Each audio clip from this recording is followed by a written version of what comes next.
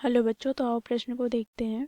यदि किसी द्विघात समीकरण के मूलों के समांतर माध्य एवं गुणोत्तर माध्य क्रमशः 8 तथा 5 है तो द्विघात समीकरण हमें ज्ञात करना है। तो दिए गए प्रश्न की मुख्य अवधारणा की बात करें तो बच्चों, दो संख्या मान लेते हैं a और b है, तो इसके समांतर माध्य हम कैसे ज्ञात करेंगे।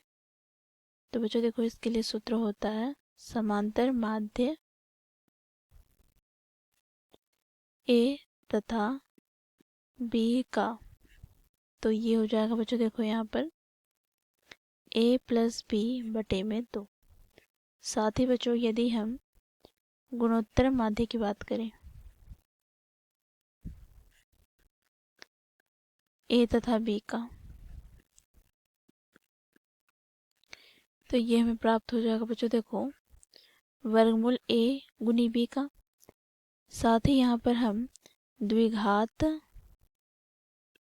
समीकरण का मानक रूप की बात करते हैं, जहाँ अल्फा तथा बीटा इसके मूल है। तो यहाँ से बच्चों देखो क्या हो जाएगा, तो x का स्क्वायर प्लस यहाँ पर मूलों का योगफल अर्थात अल्फा प्लस बीटा गुनी x प्लस क्या हो जाएगा, तो मूलों का गुणनफल अर्थात अल्फा गुनी बीटा बराबर 0। तो इन मुख्य अवधारणा की सहायता से दिए गए प्रश्न को हम हल करेंगे। तो प्रश्न में बोला गया है द्विघात समीकरण के मूलों का समांतर माध्य मान लेते हैं। यहाँ पर माना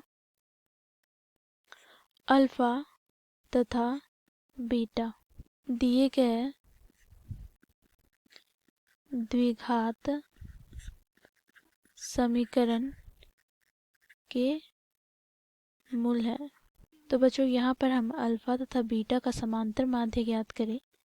तो यहाँ से बच्चों देखो अल्फा तथा बीटा का समांतर माध्य बराबर क्या हो जाएगा, तो अल्फा प्लस बीटा बटे में 2। और ये बराबर किसके दे रखा है, तो बच्चों देखो ये बराबर दे रखा है 8 के।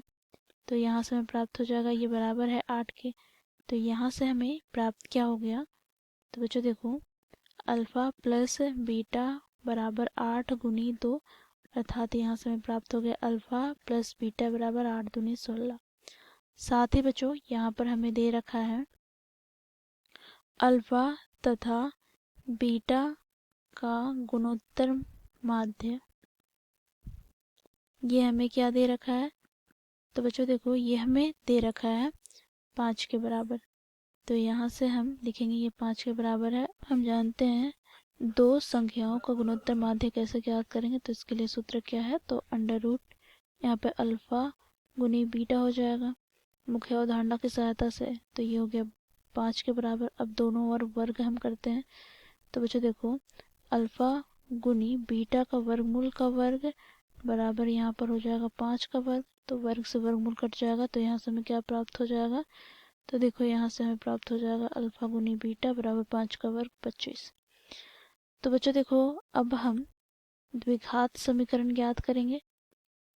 तो यहाँ से हमें प्राप्त क्या हो जाएगा, तो देखो x का स्क्वायर प्लस बीटा अर्थात मूलों का योगफल गुनी x प्लस मूलों का गुणनफल अर्थात अल्फा गुनी बीटा बराबर 0, क्योंकि इस द्विघात समीकरण का हम लोगों ने मूल अल्फा तथा बीटा लिया है। अब बच्चों देखो यहाँ से x square plus alpha plus beta क्या होगा, तो ये हम लोगों ने ज्ञात किया है बच्चों देखो 16 के बराबर। तो यहाँ से हमें प्राप्त हो जाएगा 16 गुनी एक्स प्लस अल्फा गुनी बीटा हम लोगों ने ज्ञात किया है 25 बराबर 0। तो बच्चों देखो यही समीकरण हमारा क्या हो जाएगा, अभिष्ट द्विघात समीकरण। तो इस प्रकार हम लोग दिए गए प्रश्न को हल करते हैं। आशा करती हूँ आप लोग को ये प्रश्न समझ में आया होगा। धन्यवाद।